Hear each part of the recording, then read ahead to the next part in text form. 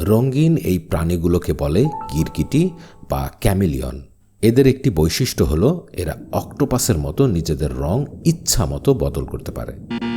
এদের রয়েছে chromatophore sell বা এই রঙের রঞ্জক পদার্থে ভরা থলি, আর মাঝে রয়েছে কালো রঙের আরও একটি ক্রোমাটোফোর।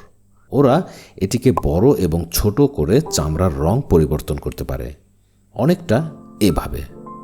তাছাড়া এদের রয়েছে আরও একটি জৈবিক কোষ যাকে বলে ইরিডোফোর। ক্রিস্টালাইন গুয়ানিনের এই পাতলা স্তর এভাবেই আলোকে প্রতিফলনে সাহায্য করে।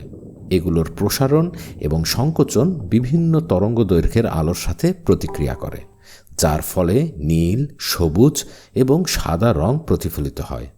তবে এরা অক্টোপাসের মতো নিজেদের লুকানোর জন্য পারিপার্শ্বিক পরিবেশের মতো করে ছদ্মবেশ ধারণ করার জন্যই কি এমনভাবে রং পরিবর্তন করে? এ বিষয়ে বিস্তারিত জানতে নিচের লিঙ্কে ক্লিক করুন।